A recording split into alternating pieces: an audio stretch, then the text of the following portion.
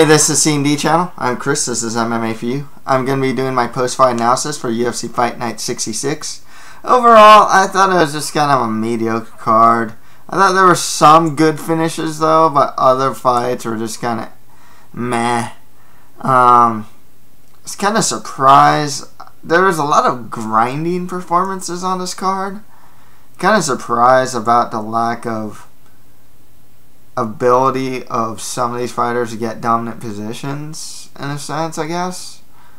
I guess it's some good finishes. Rodon Sangchan versus John De Los Rios was fun.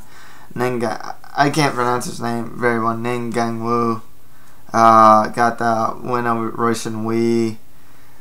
Jinglang Li, he beat Diego Lima. John Tuck had a good win. Neil Magny had a good win. So there were some good performances, and others. Mark Munoz was good. Others, some were grinders and whatnot. So kind of a mixed bag. As far as bonuses go, John De Los Rios and Rodon Sangchan won fight of the night, while Neil Magny and John Tuck earned performance of the night bonuses. My picks, not too bad, 7 out of 12. Personally, I thought that Nolan Tickman should have gotten the nod over Yao Ziku. Conversely, I think that Yu Chul Nam should have got the nod over Felipe Nover. Even though I picked Nover to win, I don't think he should have gotten the win. Should have gotten the nod there. Certain things to note: Munoz's retirement fight and post-fight speech, really good stuff there. The judging was very questionable. Besides those two fights I mentioned, Levon Makashvili versus Markadiva, split decision. I don't see how that came about. I thought that was a pretty clear win for Makashvili. A lot of fence grabbing too, Faber was grabbing the fence, Markadiva was grabbing the fence. There's a lot of fence grabbing and nothing happening with it. Let's get started. Frankie Edgar defeated Uriah Faber by unanimous decision. This was all Edgar. There wasn't a moment in the fight really where Faber seemed to get the upper hand. It was just all Frankie Edgar. Frankie Edgar managed to out-wrestle Faber. He was able to get some dominant positions, get some ground and pound, outstruck him, used his movement. Faber couldn't get Edgar down, but Edgar looked like he can get Faber down. I like Edgar because he always shoot for a single or a double. And then if that doesn't work, he'll chain wrestle into a clinch style takedown. His ground and pound has been greatly improving. Faber just couldn't really get, except for a couple overhand rights. Really wasn't much that Faber could do in this fight.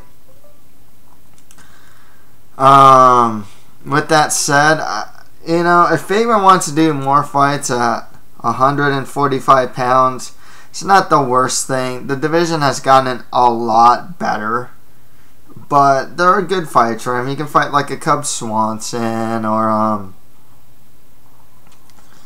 Ricardo Lamas or something like that. At 135, some guys are coming up, but maybe go with a Sanchao Faber.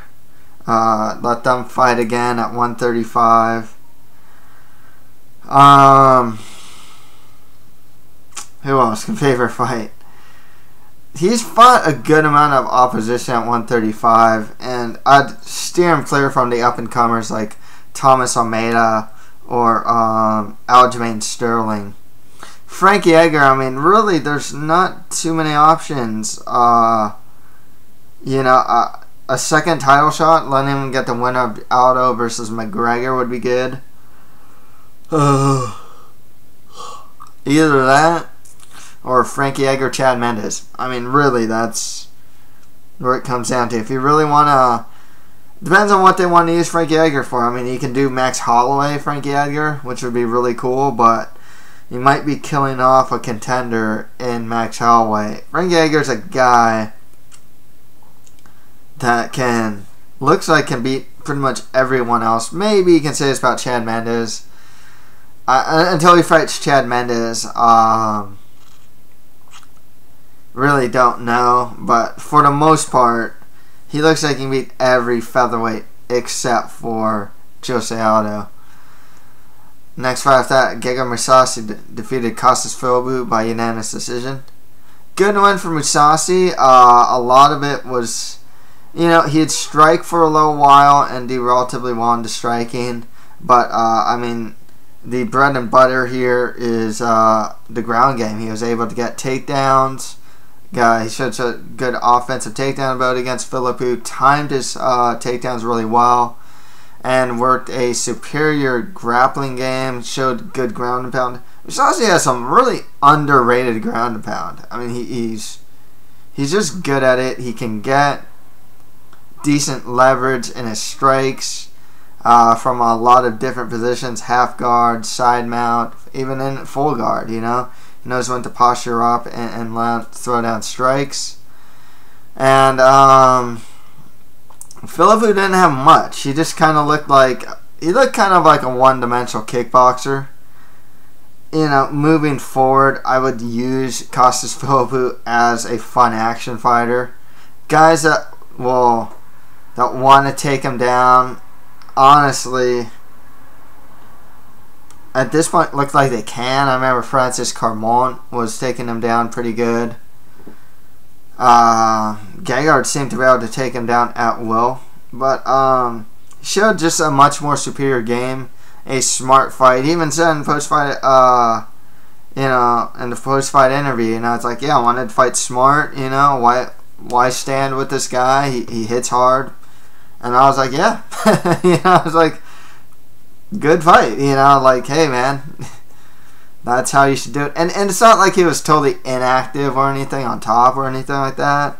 So, it was just a good performance from Gegard Mousasi, and it's definitely what you wanted to see from the guy because he can be very up and down with his performances, Here, he didn't get the finish, but he showed to be the superior fighter over a solid competition. So, at the very least, that's what you want to see from the guy. So for who he should fight next, I think he called out Michael Bisping. Not the worst opponent. Actually, Mousasi Bisping would be pretty cool. Bisping's coming off to win over CB Dollaway anyways. If not him, who's Talis Aleiti's fighting? Because Talis Aleiti's Gegard Mousasi would be cool.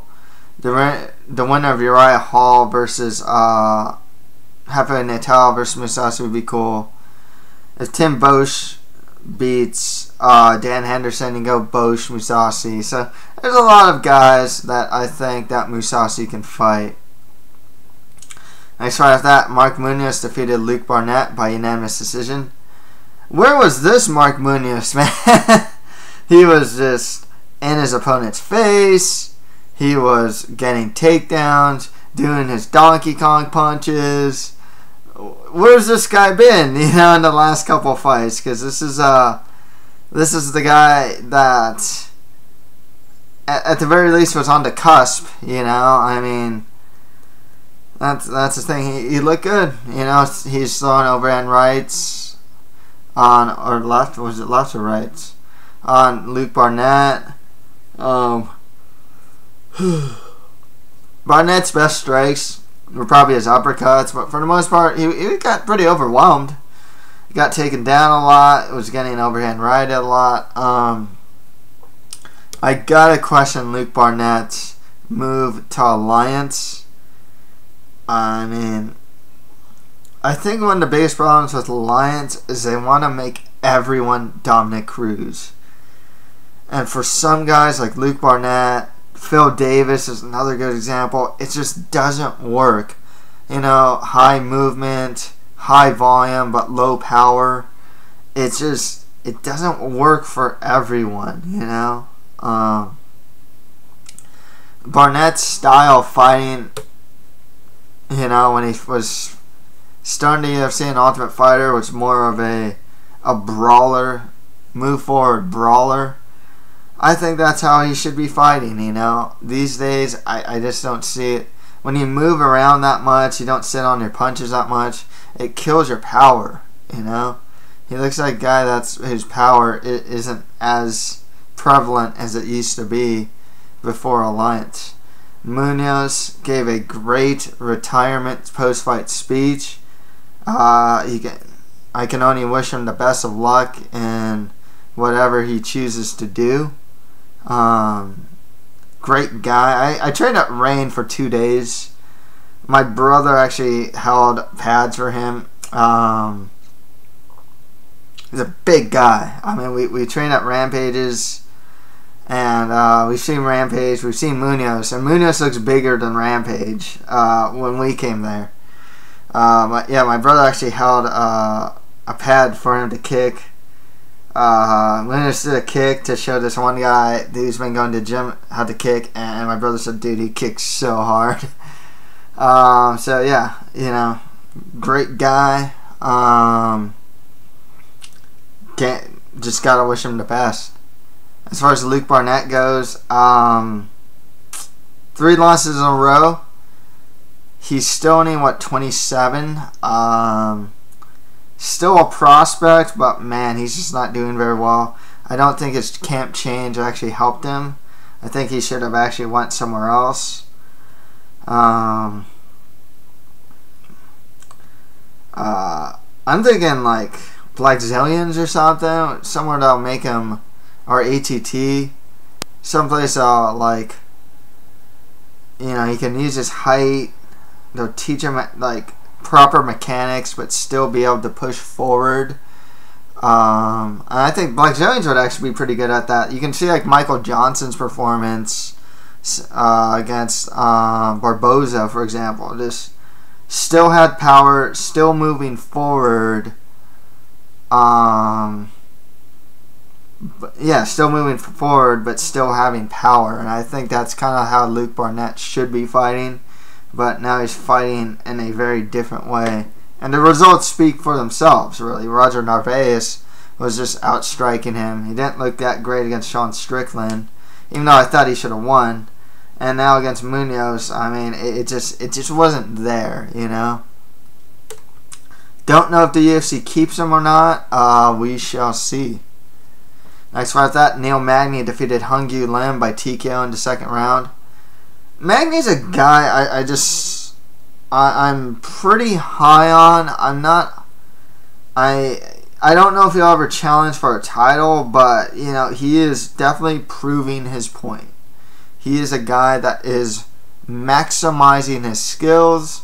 He is becoming more technical, just more and more. Every fight, he's just like, wow, this guy's getting more technical. I mean, it's just, this guy's more technical every time. It's like, wow, hey, this guy can wrestle pretty good now. Hey, his guard passing's, this fight, oh, wow, his guard passing's looking pretty good, you know. His positional awareness, you know, he'd passed him out. Hung-Yu Lim would spin to the back. He'd keep back control, hit some ground and pound. Magny is also just showing to be a better finisher now. I like what I see from Neil Magny. He is a prospect that coming out of the Ultimate Fighter his season, I seriously didn't think anything of any of those fighters, you know. Colton Smith won that season. Mike Ricci was the runner-up. Both those guys are out of the UFC. And Neil Magny was just a guy in the UFC. You know, it's just somewhere along the way, striking got a little better through nothing but straight punches. His volume got a little better. His finishing ability got a little better. Mixing his wrestling well. The thing with Magny, he can do everything well and very technically. You know, he can wrestle well. He can strike well. His defense isn't too bad. You can tell even when Lim was swarming Magny, I mean, he was defending a good amount of the flurries. And it's no shame of getting stunned by a guy like Hung-Yu Lim. I mean, the guy managed to rock Tarek Safadine in the 5th round of their fight after getting his leg pretty much chopped off, you know. Hungyu Lim definitely is huge for the weight class. He might be a guy that, quite honestly, might benefit. He might be a guy or that would benefit from moving to 185. Honest truth. I think there aren't as strong of wrestlers. There's a lot of strong wrestlers at welterweight. I mean, just, if Neil Magny's taking him down, I think a lot of guys at welterweight can take down Hungyu Lim. There aren't that many guys that can take down Hungyu Lim. And Lim can probably strike with a lot of guys, and he wouldn't be undersized. It worked for Robert Whittaker. I would recommend Hungyu Lim moving up to middleweight. I know that it's still not popular to move up, but once again, he has the size for it. He actually has the style for it. Like I said, he doesn't have to. There aren't too. I mean, once he fights a Derek Brunson or something like that, or Laties can probably take him down. Maybe those are pretty high up guys, But there's a level of competition where he can probably defend some takedowns. He can strike with a lot of guys. But yeah, going back to Magny, bad segue. I like what I see from the guy. He throws straight punches, throws in high volume, chips away, but eventually goes for the finish. He can wrestle. He can jiu-jitsu. He can pass guard. He can pass the dominant positions. He can keep dominant positions. He can throw ground and pound. He's just well-rounded, technical guy. Everyone calls out Rick Story.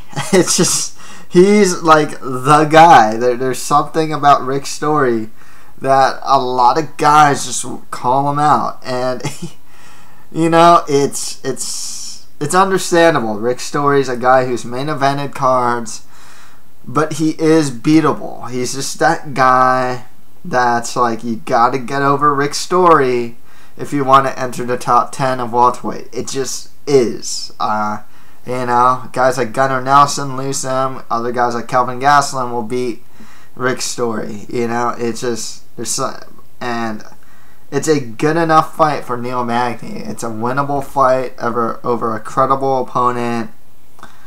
Tough opponent. Rick Story's tough, man. That's the thing. He's just one of those guys who can make prospects look bad. But I think it's actually a good fight for him, for Magny at this point. He's pretty much knocking on the top 10. You can also go, he can be in other fights. The winner of Condit versus Alves actually versus Magny wouldn't be too bad. The loser of that fight can get Hungyu Lim. I'd like to just see Hungyu Lim against striking-based fighters. That'd be cool. Hungyu Lim versus the loser of Matt Brown versus Tim Means. Give me that all day. Like I said though, I'd like to see Lim actually just move up to middleweight. I think he'd actually just do better there. Neil Magny definitely knocking on the door to the top 10. Rick Story is a perfect guy to. He's either gonna go through that door, that gate, if you will, or not. Next fight, that Felipe Nover defeated Yocho Nam by split decision. Don't think that Nover should have gotten the win. I thought Nam got the second round and the third round, but it was close for sure. I didn't find Yao Jiku versus Nolan Tickman that close. I thought it was pretty clearly Tickman rounds 1 and 3. I like Nover's strategy. This is a perfect strategy to do against Nam. I mean, it's just, hey, this guy is a Korean bulldozer. He's looking to blitz you. He's not the most technical guy, though. Yeah, take him down. Nice to see Nover use more offensive takedown ability. Don't get caught in his barrages and, work I thought Nova had the superior overall jiu-jitsu game. Nam just had the great pressure game and was able to get his offensive takedowns in the third round. And even late in the second, I like that Nova was fighting off of his back. He was active off his back. I felt that he should have probably got back to his feet more. Not like a robbery or anything like that. I personally thought that Nam should have won, but this is probably Nova's best win. It's his first win in the UFC. He's solid. He can strike. He can wrestle. His jiu-jitsu's good. He's a solid fighter. Nothing wrong with having solid fighters in the UFC. I wouldn't really call him much of a prospect at this point. He's been fighting for a while. Still, is he 30s now? I forgot how old he is now. But he's good enough to get wins in the UFC over relatively good opposition. Nova is. If they plan to go back to the Philippines, he has that going for him too. So that's the thing. With him, just more lower to mid-tier guys of featherweight. With Yocho Nam, give him more strikers, man. This guy should be having some wars. I don't know. Give him Alex White. Give him Jake Collier. Heck, give him Jeremy Stevens. Just give him some dudes that just want to throw hands. I think that's really what the Korean Bulldozers should be used for. Just fun action fights. I know they're going to Korea pretty soon. It was announced they're going to Seoul. Probably going to keep pretty much all of the Korean fighters here, despite them losing. A lot of them are fun fighters anyways. Like Nam and Hungyu Lam, those guys are fun to watch anyways. So, keep those guys back. Bong, that guy can bong. The guy bangs. Next fight, that Levan Makshvili defeated Mark Adiva by split decision. I thought this should have been a unanimous decision. I like what I see from Adiva. Despite losing, he did well against the other guy's strengths. He did relatively well in the clinch. He got taken down, but would get back to his feet. And also defend takedowns from the clinch position, and at times, So I liked what I saw from Mark Adiva. He's a guy to keep. I think he's on a 2-fight losing streak now, but he's a fun fighter. He can strike. He has a good kicking game, and he can now grapple relatively well. He's a solid fighter, still a prospect. He hasn't been fighting for very long. Just more lower to mid-tier guys in the division for him. With Levan Makshvili, the way the fight went, I kind of felt that his superior wrestling would carry him out to a win. Some scouting reports on Makshvili, and I saw it here. It's bouts of inactivity. Now, I remember watching the second Popo Bazeja fight and seeing him more active on the feet. In this bout, he went kind of back to just staring at Mark Adiva. Mark Adiva would throw something. Makshvili's looking to counter but couldn't find that counter, and there's a lot of just bouts or moments of inactivity from Makshvili, and that's definitely one of the weaknesses that I see of him so far. Nonetheless, very good prospect. He can grind. I think at featherweight, you actually have a lot of guys with good takedown defense though. At featherweight, if Mark Adiva's able to do that well, I think others can do well, but he's still really young, and he has a good base skill. So I can see him getting pretty far in the division. He is supposed to fight Nick Lentz. I don't know if he'd beat Nick Lentz. the way he is right now, he looks like his ceiling at the very least could be as high as where Nick Lentz has gotten in featherweight. There are some things he'd probably need to improve on. His top control isn't the greatest. Mediva's scrambling really well. But yeah, it's still a good one for Max Valley. He got it that much needed first win in the UFC. And he just needs more experience at this point, more lower to mid-tier guys of the division. On to the prelims. John Tuck defeated Taehyun Bong by rear naked choke in the first round. I like what I see from Tuck. He's a guy that's consistently improving, and he's also just another guy that can do just about a little bit of everything. He can strike. He's got a pretty decent chin. He can wrestle relatively well. I mean, yeah, a guy like Kevin Lee, who's a blue 22-year-old blue chip prospect. Yeah, he's gonna out wrestle John Tuck.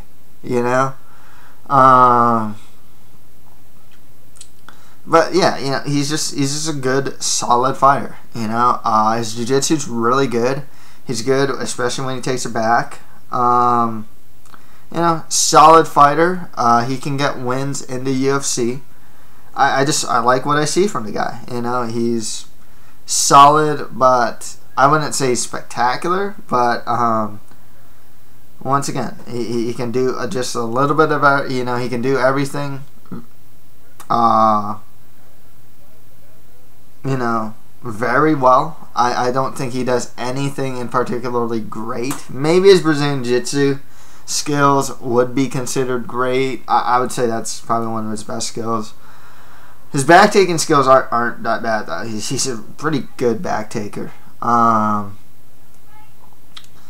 So, yeah, just good stuff from him. With Bong, let the guy bang.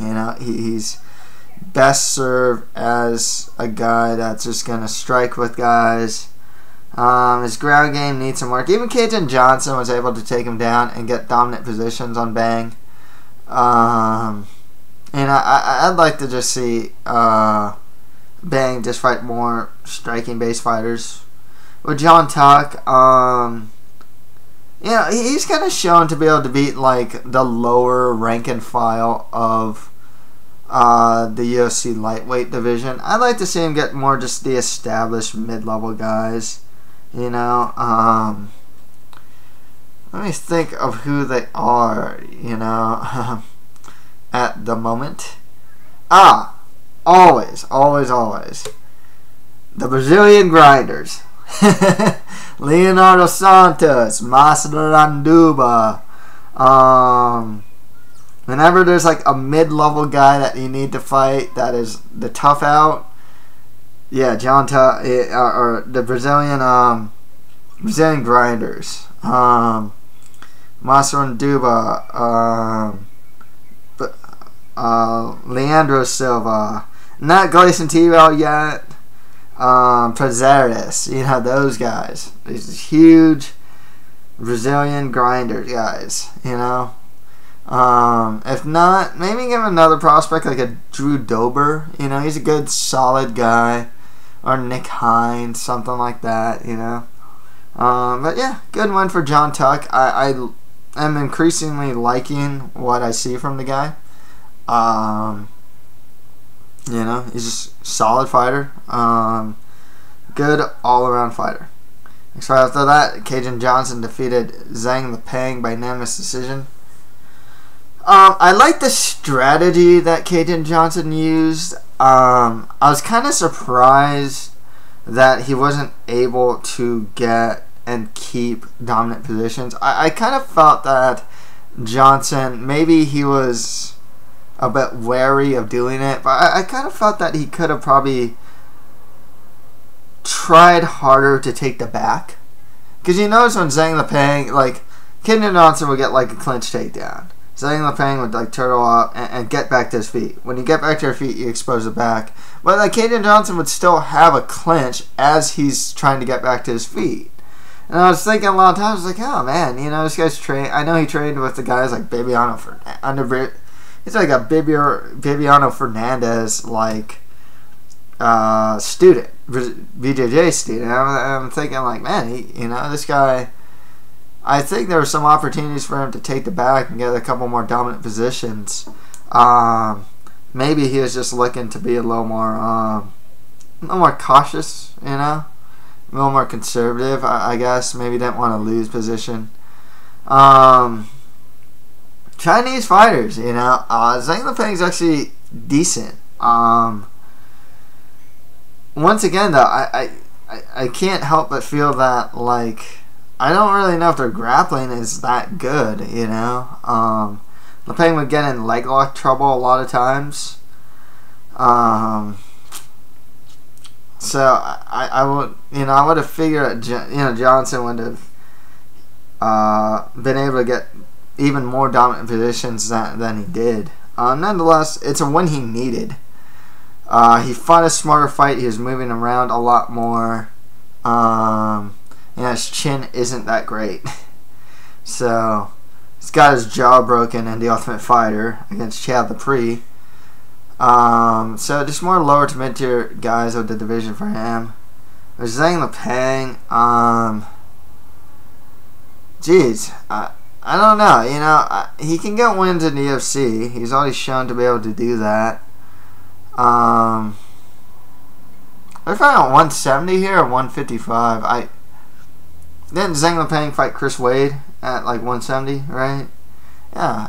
Okay. I think there's a 170 bout. I'm not too sure what the weight class is, but it's just the same. Just because with guys like Zhang Lipeng, I think he can beat a couple guys in the UFC, but it's like the really low level guys. But there's a level where it's like his striking isn't like he's to the point where it's like he's kind of just competent everywhere. He can wrestle. He's not getting insta tapped. He can scramble out of things relatively well. He can strike, but nonetheless, like there's a lot of guys that are probably just better at him at a lot of areas. Like there's better strikers, better wrestlers, and better Brazilian Jiu-Jitsu practitioners. Both at lightweight or welterweight. I forgot what weight class this fight was contested at. So we'll see where he goes. I think it's 2 losses in a row now.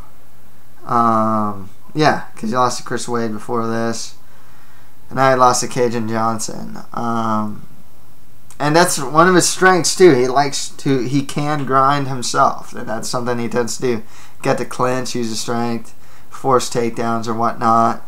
But a lot of guys have been able to outdo his own game, and these are some pretty lower level guys too.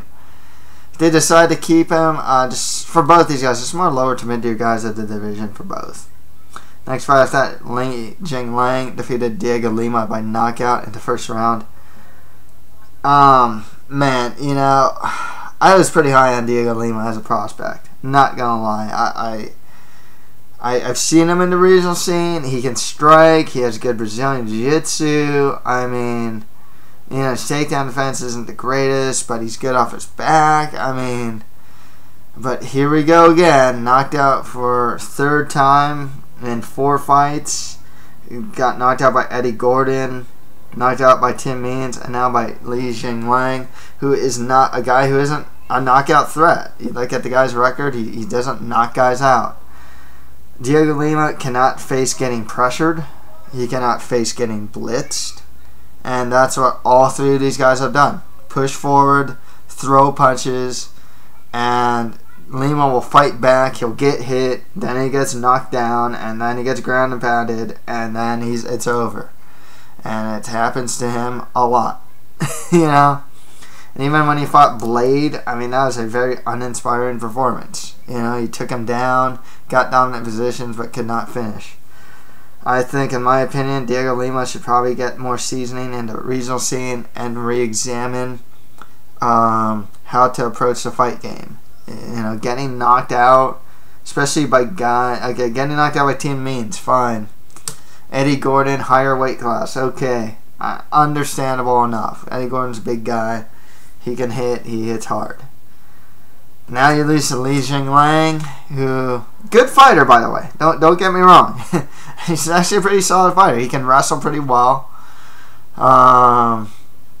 Pushes forward. He can strike. You know. Not a bad fighter by any stretch of the imagination. It's just he didn't really. He shouldn't have really posed that knockout threat to Lima, and yet here he is. You know, Lima getting knocked out again. With Li Jingliang, he's an interesting prospect. You know, once again, it's just I don't know how much you can trust the Chinese fighters. You know, it's just one of those things where he's good. Reminds me of Zhang Lepang, except he can. I think Li Jingliang strikes a little better and has better forward pressure. But I don't really know how far he can go. You know, it's like, yeah, there's some lower level guys that he can beat, but I think there's a limit to how far he can go. But I'd like to see it. You know, it's interesting to me just to see where the Chinese scene is. You know, and these are pretty much the best representatives of like the Chinese like MMA scene. I'm just curious to see where it goes. At the very least, they've risen above expectation for me in the sense that they can get wins in the UFC. They can wrestle relatively well. I still question the Brazilian Jiu-Jitsu games. And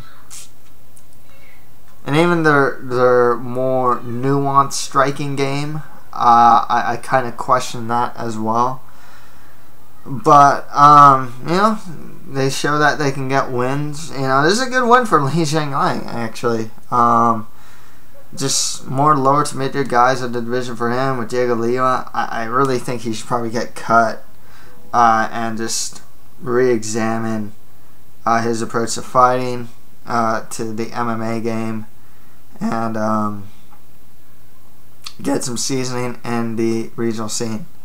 Next round that, Ning Gang Wu defeated Royson Wee by TKO in the second round. This is probably my most egregious pick. You know, I'm not high on these guys, and if you hear my predictions, like you can tell, I'm just not high on these guys. But like, skill set analysis should have actually shown me that Ning Gang Wu, because I know Ning was actually he actually had some wrestling credentials, if I'm not mistaken. And I was kind of thinking, I was like, yeah, Royson Wee likes to take guys down. He's not much of a stand-up threat. So this was actually one of my more egregious picks. In hindsight, I really should have gone with Ning Gang Wu, you know, to win this one. Definitely one of my more egregious picks. The Royson Wee experiment is pretty much over. I mean, the guy just isn't that good. Like, I've been talking about, oh, a guy can strike a little, he can wrestle a little, he can do jiu-jitsu low. I mean, Royson Wee in a solid UFC level capacity, you know, or what should be defined as a UFC level capacity. You know, Royson Wee is not that guy. You know, his striking isn't very good. His defense is atrocious. His wrestling is all right. Offensively and defensively is all right, and his jiu-jitsu skills, when he was on his back, he couldn't really do much against Ning Gang Wu. You know, yeah, the Royson Wee experiment is pretty much over. I don't expect to see him be able to beat a lot of guys. I mean, anyone that can strike, more or less, can beat Royson Wee at this point. Ning Gang Wu, I think he's like 33. I mean, I don't see too much as far as his prospects in the division. But he's tough. On a technical level, he's terrible. Honestly, he's terrible on a technical level. Toughness level, A+. This guy's just a tough dude, you know. He's going to go forward. He's going to throw his haymakers. You know, he's going to be off balance at times, but he's going to throw. He's going to be in his opponent's face. Hey, he might go for a takedown if he wants to go for it. You know, as far as like a representative in the Chinese MMA scene, he's kind of what I would have imagined. you know, in a sense. Just very unpolished is kind of where I'm going with this. But still tough, you know, and I'll give him that. And he hits hard, you know, and he hits hard. Also, his strike selection isn't like jabs and low kicks and straight, you know, and crosses. No, this guy's like haymaker, haymaker, haymaker, you know. It's just like, I'm going to, you know, he's going to throw, and he's going to throw with bad intentions. At the very least, hey, fun action fighter, 2-fight win streak in the UFC. I mean, yeah, I don't really see much of a ceiling for him, you know. I think this is probably the level of competition he can beat, you know, like the tough China guys, some pretty low-level guys, you know. But hey, you know, if he can do it in exciting fashion, that's cool, you know. His last fight before this was really bad, though, I gotta say. But, you know, like I said, you know, he's a tough guy nonetheless. Just give him some more lower level guys in at bantamweight. I think they can find, you know, some guys for him to fight. Royston Wee, I mean, it's his first loss. He's not very good. I mean, honestly, it's a point where it's like they'll probably just find, you know, some like Filipino fighters or like maybe some tough China fighters or something. Some really low-level guys is probably who they'll give him. And I don't expect him to beat them. He has a lot of liabilities, you know. He's not extremely durable either, you know. Like, he doesn't have, like, natural toughness to him, you know. But, yeah. Next fight after that, and the Fight Pass Premiums, John De Los Rios defeated Rodon Sangchaan by rear naked choke in the first round.